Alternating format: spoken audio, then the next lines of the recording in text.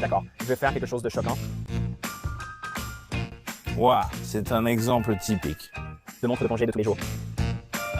Bonjour à tous, Teddy Baldassar ici dans notre boutique et aujourd'hui nous allons faire un nouvel épisode shopping, consacré à une seule marque et la marque du jour c'est Omega. Donc ce que nous allons faire c'est choisir une collection de 3 montres et nous allons aussi en faire une compétition. Pour cela j'ai également mon collègue Danny Mills avec moi. Danny, ravi de te voir monsieur. Je suis de retour. Alors, Oui, on vient de faire une vidéo sur une autre marque et dans les commentaires les gens disaient mais qui avait gagné mais on pourra tout recommencer. 3 montres cette fois avec Omega pour expliquer les règles. Voilà ce qu'on va faire. Nous avons une pièce et avec cette pièce, cela déterminera si le gagnant du tirage à pile ou face commencera en attaquant ou s'il peut laisser l'autre commencer. Et en choisissant de laisser l'autre commencer, ils peuvent alors choisir de bloquer une sélection de leur adversaire pendant le tir. Et pour tous ceux qui ont vu le dernier épisode savent que Teddy a gagné le tirage et a laissé l'autre commencer. non, j'étais un gentleman et je te laissais attaquer d'abord, car les gentlemen laissent passer les autres. C'est juste, il a aussi bloqué. Bloqué. Très bien les amis, il a utilisé le blocage. Tu m'as bloqué. Et pour expliquer ce qu'est le blocage. Donc si tu bloques, tu retires aussi cette montre du terrain de jeu, donc tu ne peux plus la sélectionner non plus. Et ensuite, à la fin, ce qu'on va faire, c'est qu'un de nos collègues va venir. Il sera un juge impartial. Il ne voit pas ce que nous sélectionnons. Ils ne savent pas quelle collection va être choisie ni ce qu'ils ont devant eux. Ensuite, ils vont faire leur choix entre les deux. Quelle est leur opinion? Quelle sera leur collection préférée? Et puis, les gens dans les commentaires peuvent aussi, bien sûr, laisser leur propre sélection. Absolument. Comment voudrais-tu faire les honneurs cette fois? D'accord? Je lance la pièce, alors dis-moi, pile ou face, Teddy? Je choisis pile. Très bien, c'est parti. Face. Oh. D'accord. Je vais te laisser commencer. Je vais être un gentleman, Teddy. D'accord, je vais le faire. Tu sais, tu es l'hôte et je pense que c'est normal que tu commences. Donc, Danny a le bloc. Danny a le bloc. Je peux commencer. Je sens qu'il va y avoir un modèle master. Je sais qu'un modèle master va arriver, mais je ne sais pas lequel. Je comprends aussi mieux le bloc maintenant, après avoir rencontré notre juge mystère. Oui, je réfléchis aux choses maintenant. La dernière fois, t'as pris une pièce bicolore Oui, c'est vrai. et ça m'a porté préjudice. Non, enfin, ça a créé un peu de conversation. Je vais lancer la conversation, d'accord. Je vais opter pour le bicolore, mais je choisis la plongeuse 300 en bronze, or et titane sur le bracelet maille. Je pense que cette sélection me donne un très bon aperçu des différents choix de matériaux. J'aime comment la plongeuse 300 rend sur bracelet maille que je préfère niveau design. C'est subjectif, mais je trouve l'ensemble harmonieux. Le réglage du bracelet est aussi très simple. Vous n'avez pas à vous soucier du micro-ajustement, même si le micro-ajustement sur une plongeuse 300 est fantastique. Je pense que cela permet à la montre d'être un peu plus fine, et cette montre est effectivement plus fine que d'autres plongeuses 300. C'est une montre que j'ai toujours appréciée. Et en incorporant l'or bronze et en ayant la patine avec le verre, tout cela se complète parfaitement. Et à 42 mm, ce n'est pas une mauvaise taille. Elle se porte vraiment bien, surtout avec le titane. Si vous n'avez pas essayé la No Time to Die, mais avez testé l'autre Diver 300, vous serez surpris par le port de celle-ci. Je peux facilement la porter. Ajouter une touche de 2 tons. Non, c'est un excellent choix. J'aime vraiment cette montre. J'aime le bracelet en maille. En particulier, le titane apporte vraiment de la légèreté à cette montre.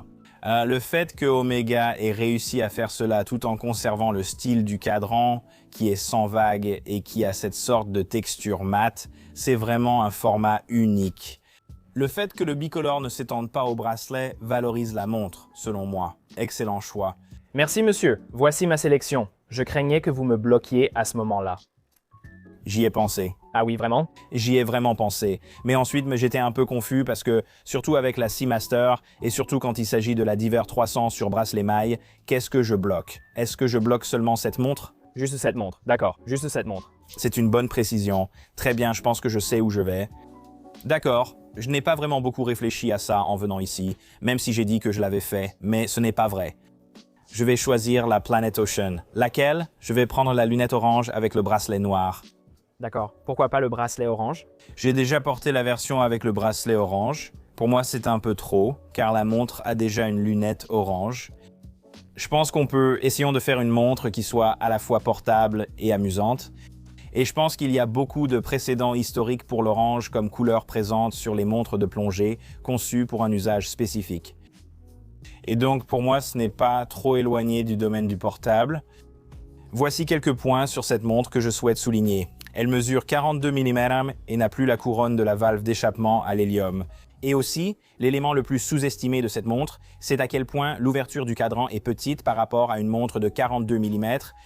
Et pour quelqu'un avec un poignet de 6 pouces et un quart, elle se porte vraiment bien au poignet, surtout avec le bracelet en caoutchouc qui, si vous l'avez vu sur la version avec bracelet, imite en fait les maillons du bracelet. Donc c'est une utilisation vraiment intéressante de ce motif sur un bracelet. Et je pense que les chiffres orange rappellent certains des tout premiers modèles Planet Ocean. Je trouve cette montre vraiment cool et j'aime particulièrement les fonds de boîtier fermés. Et celle-ci est un peu controversée parce que ce n'est pas une gravure profonde typique. Encore une fois, aucune marque sur le poignet. Ils ont ainsi pu réduire la hauteur du boîtier. Moins de gravure rend inutile une grande profondeur au fond du boîtier. Cela apporte un avantage car l'ancienne génération de la Planet Ocean était critiquée pour son épaisseur. Oui, cette montre est bien plus agréable à porter, donc si vous hésitiez avec la génération précédente de la Planet Ocean, même en 39 mm, je pense que celle-ci se porte vraiment très bien dans son ensemble. J'aime beaucoup la refonte. Je sais que beaucoup ont des avis différents, mais je pense qu'elle garde son apparence classique sans trop s'éloigner du passé. Je pense que notre juge aura du mal à dire à qui appartient chaque montre. Peu importe le gagnant, c'est mieux ainsi. Celle-ci, il sera plus difficile de savoir qui a choisi quoi. Je pense que c'est juste. Le noir est sûrement le meilleur choix vu que tu n'as que 3 montres. Oui. Exactement. L'orange irait bien dans la collection, c'est sympa d'avoir quelque chose de plus ludique. Peut-être une collection de 5 montres, tu en voudrais sûrement d'autres, à moi maintenant. Il regarde souvent l'Aquaterra. Je vais faire quelque chose de choquant, tu sais où? Je pense que tu vas dans la famille Dark Side of the Moon, ou alors tu vas vers la Speedmaster Pilot. Waouh! D'accord. Je sais que ça va être une affaire plus importante. Les gens l'appellent le Dark Vador, c'est ce que j'entends, d'accord? D'accord. D'accord. Et parmi toutes les nouvelles versions de la Dark Side of the Moon, avec juste cette unique trotteuse rouge Corvette, elle est aussi plus fine. Elle fait un peu plus de 13 mm d'épaisseur. Si tu te souviens de la première Dark Side of the Moon de 2013, c'était une montre plus épaisse. C'est vrai. C'était une montre plus épaisse. Maintenant, je veux dire, elle est un peu grande. Je comprends, mais si je suis juste détendu avec un bracelet en caoutchouc, je pense que je pourrais la porter. Non, c'est un bon choix. J'ai toujours eu, tu sais, j'ai porté la, comment ça s'appelle? La noire. Ouais, genre, c'est vraiment très difficile à lire. Je pense que c'est un peu comme un point de repère, comme quelque chose qui te ramène chez toi. L'aiguille des secondes rouges, le texte rouge, ça illumine presque d'une manière étrange. Ça donne un point de référence pour le reste du cadran. Ça le rend un peu plus lisible. J'ai pensé à bloquer ça, mais le blocage reste disponible si je veux l'utiliser. Je ne suis pas obligé. Tu n'es pas obligé de l'utiliser. Je dois maintenant mieux réfléchir à mon prochain choix à cause de ce blocage. Oui, quand tu l'as utilisé contre moi, c'était pour mon dernier choix. Cela pourrait changer la direction de toute la collection. C'est le moment de le garder. Tu es stratégique, tu fais le bon choix. Mais regarde la quantité de matériaux ici. Il y a beaucoup de... Pense à tous ces matériaux, d'accord? Et on a du film plastique. Tu maîtrises les matériaux. Tu as du bronze gold. Bonjour, j'ai déjà 3 matériaux exposés. D'accord, tu peux faire les honneurs. Alors que tu observais, j'ai commencé à réfléchir. Et maintenant, je fais beaucoup de mes choix en fonction des choses que j'ai déjà essayées, d'accord? Lors des fois précédentes avec ces montres. Et je vais choisir la première Omega dans l'espace sur bracelet. Sur bracelet, d'accord. Nous aimons tous les deux la Speedmaster. Nous portons une Speedmaster au poignet. Tu portes une Aislet. Oui, je porte une Aislet. Tu en portes une sur un joli bracelet à l'aspect vieilli. Oui, très classe. Tu choisis la première Omega dans l'espace. Oui, pourquoi? Cette montre, quand je l'ai vue pour la première fois, quand elle est sortie, elle ne m'a pas vraiment fait d'effet dans les premiers rendus. Puis j'y ai réfléchi par rapport à LED White, qui est une excellente montre. Et ce design de bracelet à maillon plat, un cadran qui rend hommage à une Speedmaster ancienne, historiquement importante, réussit parfaitement le logo Omega appliqué, réussit parfaitement le texte sur le cadran. Tu as aussi retrouvé ton fond de boîtier fermé? J'ai remis mon fond de boîtier fermé, il n'y a plus de gravure sur mon poignet. Ce n'est pas très important pour moi. Tu t'énerves quand tu t'en vas et que tu te retrouves avec le logo de la marque imprimé sur le poignet. C'est comme si quelqu'un m'avait littéralement marqué au fer. Ouais, et j'essaye vraiment d'éviter ça. D'accord. Cette montre est vraiment très intéressante visuellement et elle se porte très bien au poignet, surtout que ce bracelet épouse parfaitement la forme du poignet. Je veux dire, c'est un peu comme le nouveau bracelet de la Speedmaster Moonwatch, qui est l'un des bracelets les plus sous-estimés, tout simplement. Mais celui-ci, c'est fantastique. Toi, tu parles du matériau, moi je parle de la couleur. J'ai une Speedmaster au cadran bleu discret, rehaussé de touches de rose bien visibles. Tu ne trouves pas que c'est aussi une couleur? J'ai du vert, de l'or, allez? Certainement. La mienne joue davantage sur les couleurs primaires, je suppose. Très bien, c'est classe, on ne peut pas se tromper. Tu as aussi plus de cadrans comme celui du soleil. J'aime aussi les poussoirs non exposés, c'est juste un autre style. 298, d'accord. Je dois vraiment y réfléchir. Moi aussi. Je prends le risque que Danny retire simplement ce bloc et je dois vivre avec ce choix. Je crois savoir quelle famille tu choisiras, mais j'ignore si je dois t'en empêcher. D'accord. Je suis confiant sur ma destination. C'est l'un des rares moments où seule la destination compte, pas le voyage, Teddy. C'est très vrai. Laisse-moi juste regarder, d'accord? Nous... Chez Teddy Baldassare, on ne presse personne. C'est vrai, mais je ne peux pas expliquer mon raisonnement. Tu pourrais t'en servir contre moi. Je vais juste jeter un coup d'œil. C'était évident que tu allais venir voir de ce côté-là. Tu regardes juste. Je jette juste un coup d'œil. D'accord. Tu écoutes juste. Ouais, j'inspecte juste. Très bien. Je vais prendre celui-ci en 38 mm. Bloc. Tu peux juste dire ce que c'était et ce que tu allais choisir. D'accord. J'allais choisir l'Aquaterra 38 mm avec cadran en tech. J'aime le contraste apporté par le blanc. Je pensais que ça allait tout rassembler. Mais tu sais quoi? Je vais expliquer brièvement pourquoi je l'ai bloqué. Pour exactement la même raison, je pense que c'est comme ça que tu as remporté la dernière vidéo, parce que le cadran blanc harmonisait tout pour toi. Oui, j'ai essayé d'ajouter du blanc ici. Tu as ajouté aussi une pièce d'un autre format holo. Tu peux bien sûr toujours choisir une Aquaterra. Mais c'est un type méchant. Je suis simplement stratégique. Ce n'est pas être méchant. Je suis méchant. J'hésite entre la Railmaster et le cadran laqué noir. J'aime l'identité de cette pièce. Mais je pense que si j'essaie d'être polyvalent, parce que j'ai ces teintes brunes chaudes ici, je pense que le chevauchement de celle-ci se ressent probablement plus qu'une montre en céramique noire, cadran noir avec un autre cadran noir, mais c'est juste une proposition différente. Je pars sur le cadran laqué noir. 38 mm. Je pense que le 38 me va un peu mieux. Je pourrais porter du 41. Je vais opter pour le mouvement 8800. Cadran laqué noir, superbe. Je pourrais la porter chaque jour. Ce modèle a apporté le micro-ajustement à l'Aquaterra, index trapézoïdo-net, facile à porter, master chronometer. Voici mes 3 montres. Nous avons peut-être quitté la station où notre juge peut maintenant décider à qui appartient quoi. Le cadran laqué noir pourrait être ton indice. C'est ça le problème. Elle nous connaît probablement trop bien maintenant, donc elle pourra sûrement décider en se basant là-dessus. Il pourrait donc y avoir une certaine influence. Très bien, voilà mes 3 choix. Dan, c'est une belle collection. Je veux dire, honnêtement, c'est une belle collection. Je me suis un peu emballé ici. Pourtant, tu l'as fait. Je me suis un peu emballé. Mais tu devrais. Donc maintenant, je peux parler de ce que je traverse parce que je ne peux pas être bloqué. Ouais, et tu as une liberté totale. Et voilà mon problème. Donc, et peut-être que je peux profiter de ta sagesse pour ça. Est-ce que le choix d'une planète océane? Puis-je te transmettre ma sagesse? Je pense que maintenant que tu sais... C'est bon. Oui, c'est bon. Je vais partager ma sagesse. Peut-être que tu n'as même pas besoin de le faire. Peut-être que je parle juste à voix haute. Tu n'as même pas besoin de me répondre. Est-ce que ça m'empêche de choisir un plongeur 300?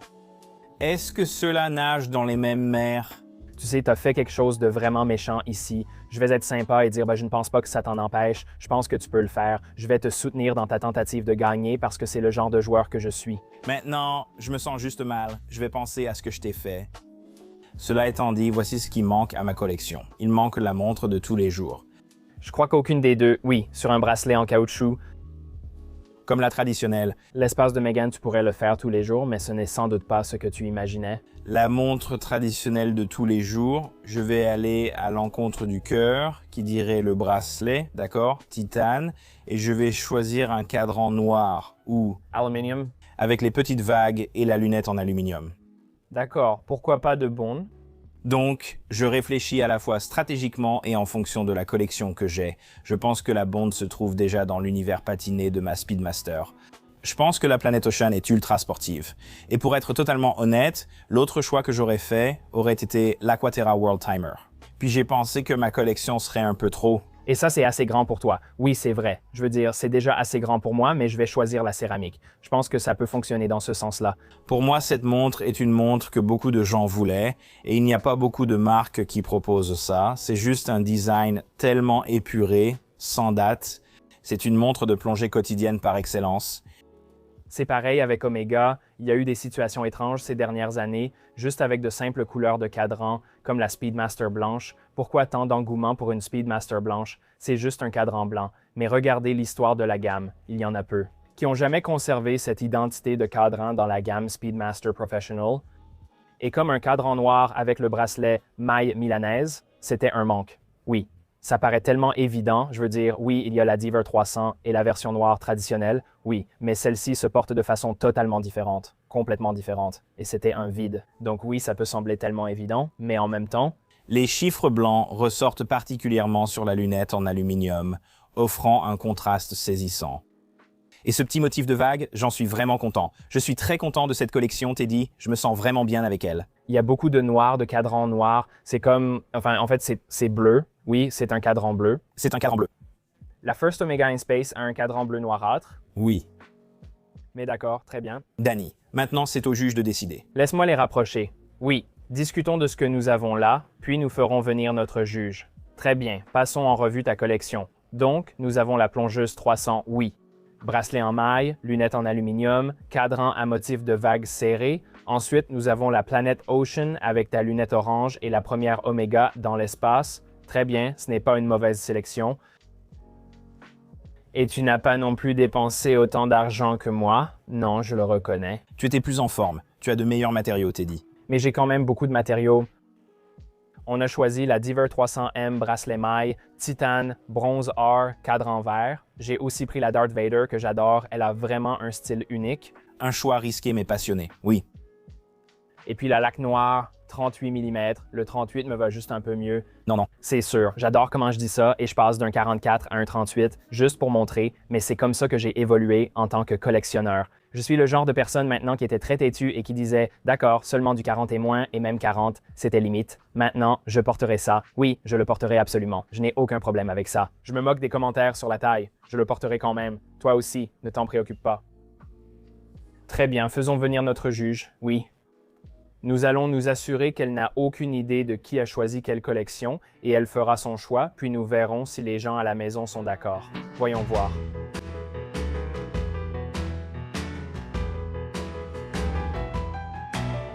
Très bien, donc Danny et moi avons fait nos choix. Nous retrouvons encore une fois notre juge, Teddy. Maintenant, nous avons Nicole qui va nous aider à prendre une décision. Eh bien, c'est toi qui vas décider quelle collection, selon ton avis et quels que soient tes critères, est la meilleure collection. Nous ne savons pas vraiment quels sont tes critères. Oui, on ne sait même pas ce que tu fais. Oui, quelle est ta question? Je pensais qu'il n'y avait pas de critères. Non. Mais quels sont tes critères? Pour constituer une collection complète de montres d'une marque, il faut qu'elle soit bien équilibrée. Donc tu devrais avoir un peu de sportif, un peu de chic, un peu de décontracté, juste de quoi pouvoir varier et assortir selon les occasions. Tu penses à la couleur, tu penses à la taille du boîtier, tu réfléchis aussi à ce genre de détails, aux matériaux. Je veux dire, je pense que tout compte ici. D'accord. Donc c'est un peu comme, je ne veux pas 3 montres avec la même couleur de cadran ou 3 bracelets du même type. Tu ne peux pas essayer de deviner à qui appartient chaque collection. Tu dois juste évaluer ces collections et ensuite faire ton choix. À la fin, tu pourras deviner à qui elles appartiennent. Je vais commencer par celle-ci. D'accord. Donc nous avons un bronze doré. Nous avons choisi une montre habillée classique avec un cadran noir. On a aussi quelque chose d'original. Un peu. Oui, c'est un peu original. Petit dans le sens légèrement original. Pas par la taille. Oui, d'accord.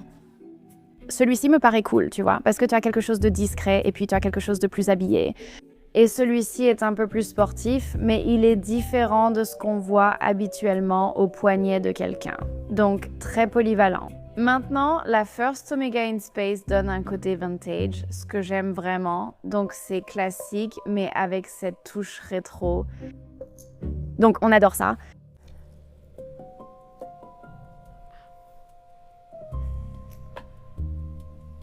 Des avis?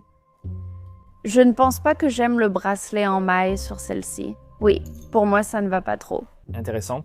Mais j'avoue que j'adore secrètement cette montre. Donc je pense que la mise à jour est géniale. Je dis toujours aux clients qu'il faut l'essayer au poignet, car elle se porte différemment de ce qu'on imagine en photo ou sans l'avoir vue en vrai. Donc j'aime vraiment beaucoup celle-ci. Je pense que celle-ci est un peu difficile. Comme devoir choisir entre chacune d'elles. Ouais, mais tu dois en choisir une seule. Je sais.